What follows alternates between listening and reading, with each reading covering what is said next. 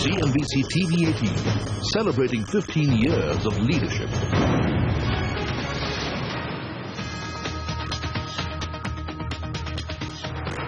Curtains come down on the high voltage campaign for Delhi. The politicians have spoken. The voters will have their say this Saturday.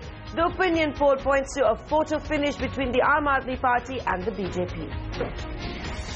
Tata Motors disappoints in the third quarter. Profits slumped 26%, much below street expectations. Margins also way below estimates. JLR's top line provides some respite. Markets slide for the fifth straight day after a last hour nosedive. Major indices end with marginal losses. Mid-caps take a beating. Sensex has lost over 800 points in the last 5 sessions. The ECB stuns the financial world, says it will no longer accept Greek bonds as collateral. Stocks in Greece tank 5%. European markets slump, but Wall Street opens in the green.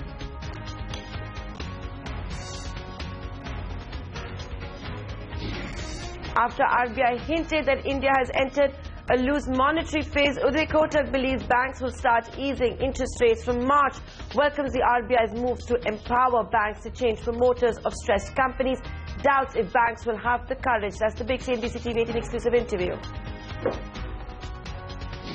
I have no doubt in my mind that 2015 would be better than 2014 or 2013 was. I have absolutely no doubt in my mind. As sure as the sun rises, I think Betting big on India, Carlyle's India top boss Shankar Narayanan promises to ramp up investments, says outlook on India has never been this positive. Healthcare and consumer goods are his top picks. Our countdown to the budget continues. What does the power sector want? And what will be the fate of GAR and the retrospective tax? Special reports coming up for you on India Business Hour.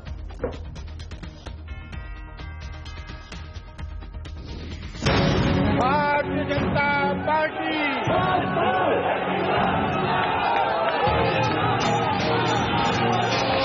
Kejriwal साहब ऐसे व्यक्ति हैं जो हर हालत में media में रहना चाहते हैं। बीजेपी वाले गाली गलौज कर रहे हैं।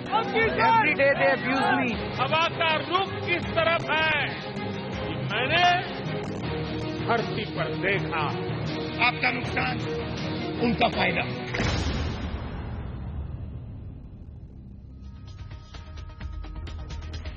It's arguably the closest and the most bitterly contested election in recent history. The politicians have had their say. Now it's time for the people of Delhi to choose their next government. Good evening and thanks for joining us here on India Business Hour.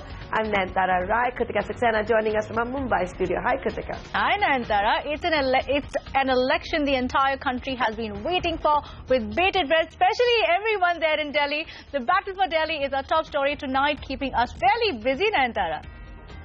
And with campaigning coming to an end, hopefully we can say goodbye to the long traffic jams as well. The loudspeakers have fallen silent in Delhi. The high voltage campaign ending. The voters will go out and exercise their franchise this Saturday. Top leaders from all the political parties held rallies and roadshows across the national capital. And as has been the case throughout this campaign, Kiran Bedi and Arvind Kejriwal taking swipes at each other even on the last day. Opinion polls have been pointing to a photo finish with the Aam Aadmi Party holding a slender edge. But the BJP President Amit Shah and Congress's Ajay Markan have been quick to rubbish all of those opinion polls. After having won all these elections, how important is it for you to win Delhi? हमारे लिए हर चुनाव जितना महत्वपूर्ण है, हर चुनाव को हम गंभीरता से लेते हैं और हम मानते हैं कि देश का विकास तभी हो सकता है जब भारतीय जनता पार्टी की सरकार बने। इसलिए हर चुनाव हमारे लिए बहुत महत्वपूर्ण है। ओपिनियन पोल्स को आप किस तरह से देखते हैं? 3-4 हजार का सैंपल दिल्ली के जनता के मूड को रिफ्लेक्ट नहीं कर सकता, ऐसे मेरा विनम्र मत है। मैं मानता हूं कि भारतीय जनता पार्टी अच्छे से चुनाव में आज 2 दिन के पहले खड़ी है और यहां से 2/3 की ओर ले जाने के लिए हम प्रयास करें। ऑर्गेनाइजर में एक आर्टिकल आता है जिसमें कहा जाता है कि एडवर्स रिपोर्ट्स मिले थे ग्राउंड से, इसलिए बीजेपी की सेंट्रल लीडरशिप ने अपना स्ट्रैटेजी रिकैलिब्रेट करके किरण बेदी को प्रोजेक्ट किया। क्या ये सही है सर? चलिए, किसी का मत है, हम इससे इत्तेफाक नहीं रखते। जहां तक किरण बेदी जी को इंक्लूड करने का सवाल है, भारतीय जनता पार्टी ने इलेक्शन को, चुनाव को और मजबूत बनाने के लिए उनका इंक्लूजन किया है। इस चुनाव में आप लोगों ने थोड़ा नेगेटिव कैंपेन चलाया। अरविंद केजरीवाल जी ने जो कहा था वो नहीं किया है, वो लोगों के सामने रखने का हमारा अधिकार है राजनीति के अंदर। वो अपने वादों से मुकरते जाएंगे और कोई अकाउंट भी नहीं लेगा।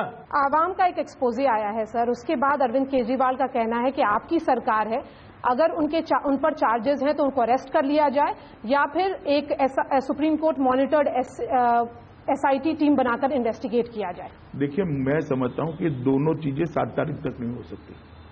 7 तारीख के बाद जो बन पड़ता है वो करेंगे। 7 तारीख तक केजरीवाल जी पहले जवाब दे, ये 2 करोड़ रुपया आपकी पार्टी में जमा हुआ है या नहीं हुआ है।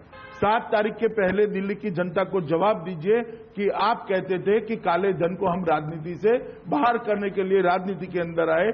आप स्वयं 2 करोड़ रुपया काला धन लेकर रात को 12 बजे आपके अकाउंट में जमा हो जाता है और दूसरे दिन आप पूछते भी नहीं ये किसका है, जबकि आपने कहा है कि हमारी पॉलिटिकल अफेयर्स कमेटी 10 लाख से ऊपर के हर चंदे का ध्यान रखेगी। So what is happening on 10th? हम बहुत बड़े मार्जिन से इस चुनाव को जीतेंगे और यहाँ किरण बेदी जी मुख्यमंत्री बने। ये सारे सर्वे गलत हैं। किसी भी सर्वे ने ये नहीं पिछली बार कहा था कि केजरीवाल सरकार बनाएंगे, केजरीवाल मुख्यमंत्री होंगे। पिछली बार सारे सर्वे केजरीवाल को तीसरे नंबर पे कह रहे थे और पिछली बार जब सर्वे गलत हुए तो इस बार क्यों नहीं होंगे? कांग्रेस की सरकार बन रही है। अच्छा, it's going to be historic. So, Venkaiah Naidu has given a remark that this election is not a referendum on the Prime Minister. Let him say whatever he wants to. No, what is the intention behind that? Do you think they've conceded defeat? हम तो पहले ही कह रहे थे, जीत गए तो मोदी जी ने जिता दिया, हार गए तो किरण बेदी ने हरा दिया। Their purpose right from the beginning. ये सरकार प्यार की सरकार होगी, ये सरकार दया की होगी, सबके भले के लिए होगी। तो ये प्यार का रिश्ता बन रहा है, एक विश्वास का रिश्ता। दिस मेरी ऐसी फीलिंग आ रही है। और इंसानियत, जब आप नॉर्मल इंसान होते हैं तो ऐसा ही होता है। But you heard all those animated voices. This has certainly been a campaign with more than its fair share of drama, from Twitter fights to tears. Sayoni Iyer takes a look back at the big moments in the battle for Delhi. Battleground Delhi, where all eyes are on. An iron lady and an I-run man.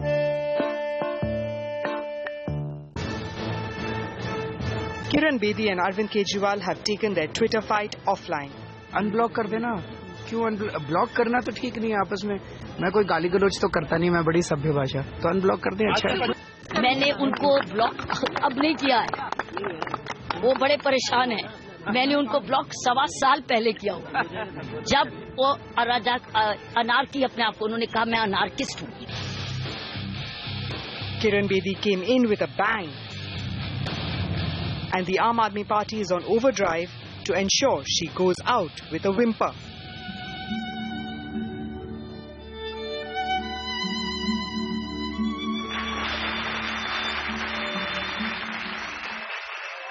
The BJP is banking on Modi magic.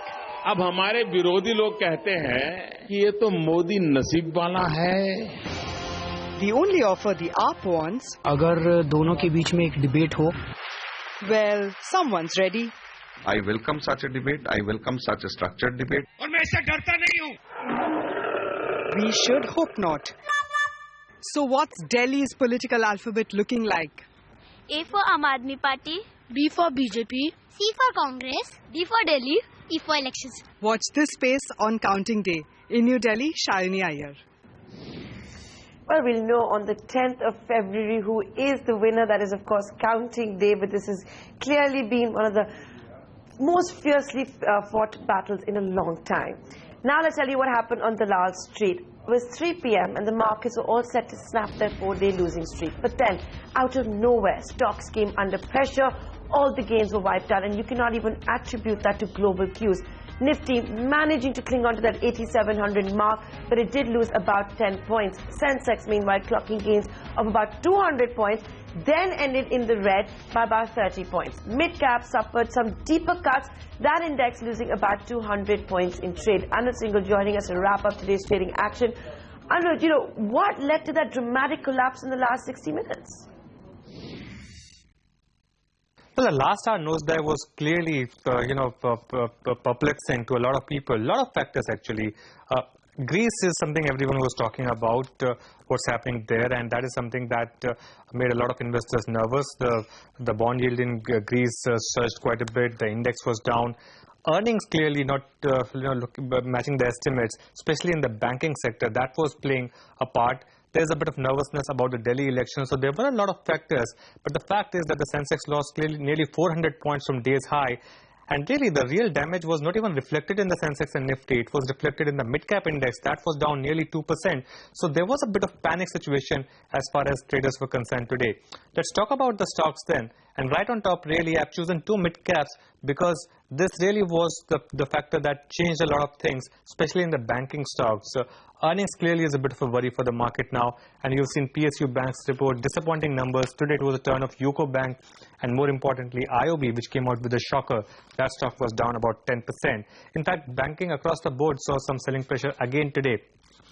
Stocks like Bank of Baroda, PNB from the PSU space, ICICI Bank from the private bank. That really has been a big worry for the market, the way ICICI has fallen. To be fair, there were a couple of stocks like HDFC Bank and Axis Bank which did well in trade today.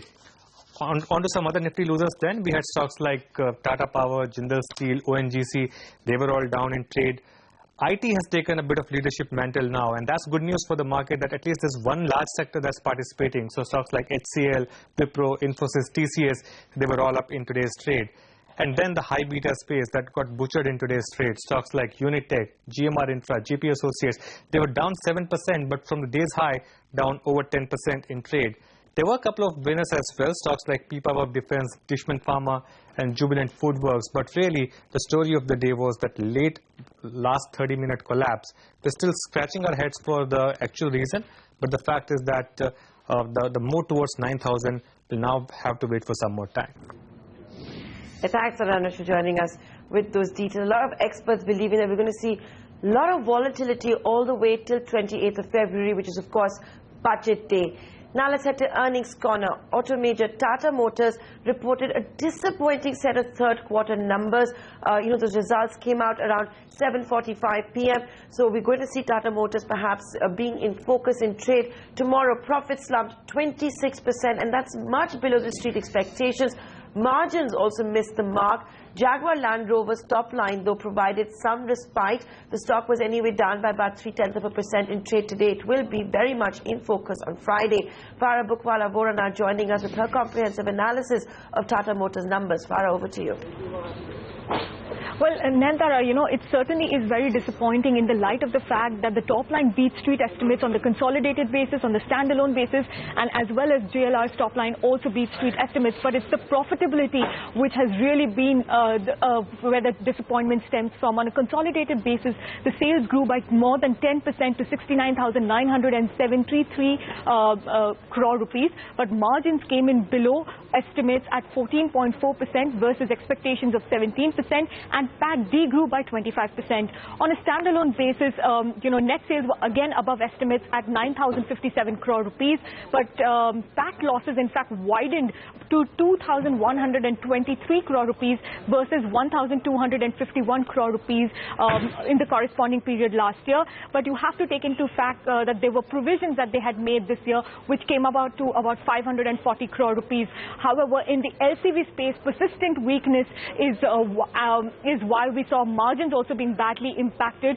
And on the positive side, we've seen that the passenger vehicle business is growing very well, and in fact grew above the industry estimates.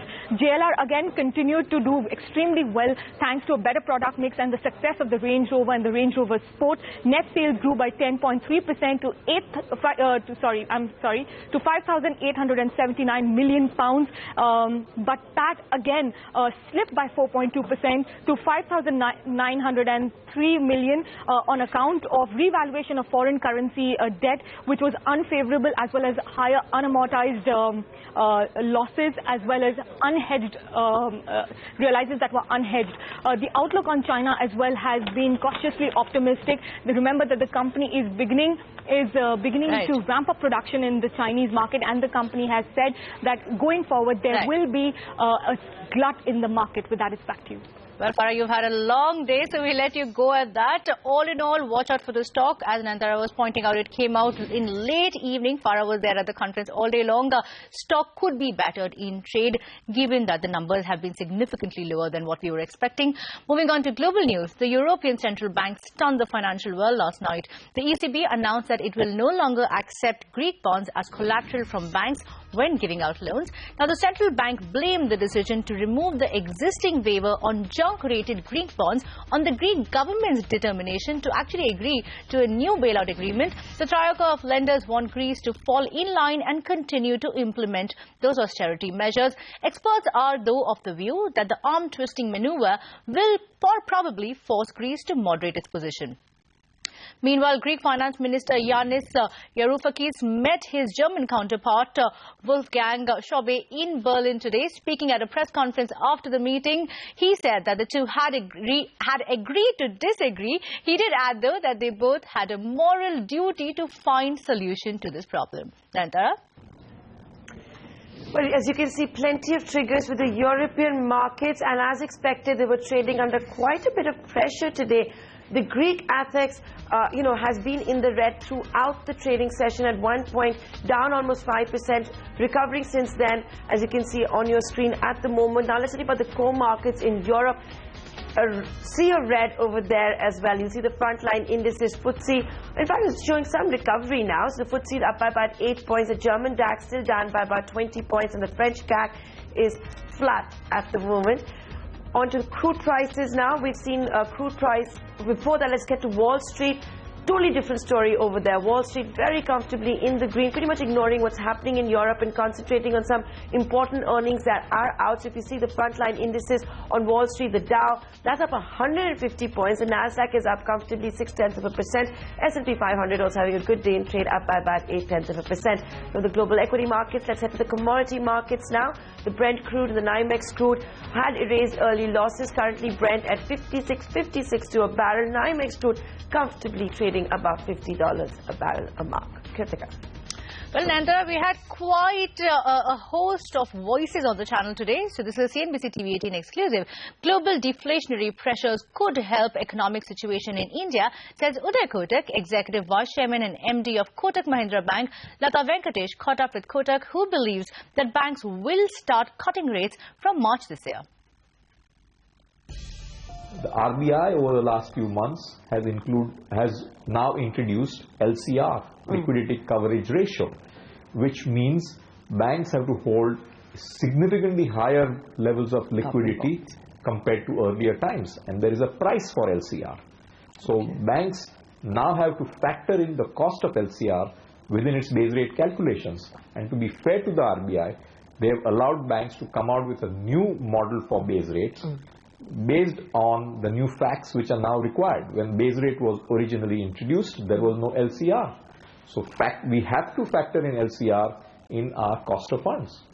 But along with it, you've also got some incentive, some reduction in SLR. 2 SLR cuts have come over the past But look at SLR and LCR together. The reason why SLR... How much have you to hold together with LCR? And because LCR, let me just give you this. 9%.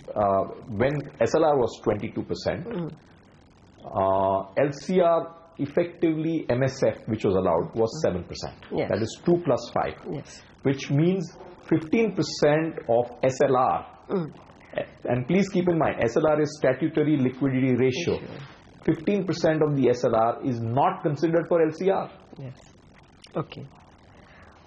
So you think now you have to wait for SLR to fall significantly before base rates are cut? We are watching the situation. We are looking at, of course, there is a 25 basis points repo rate cut, which is important, which has to translate to lower deposit rates, which we are seeing early signs of. If you look at retail deposit rates, which used to be at 9% for most banks, now are 8.75, but the transmission has to happen, and combined with that, we have to factor in LCR in our new base rate calculation, and post that, we will be able to take a judgment call of when we can justifiably say that our cost of funds has sustainably come down. Okay, for the system, when do you think money gets cheaper for, when do EMIs fall, for instance? In my sense, March or early next quarter is when I see slack season. I see the possibility of rate cuts by banks. Therefore, either post-budget, therefore in the month of March, but keep in mind March is again a busy month because you have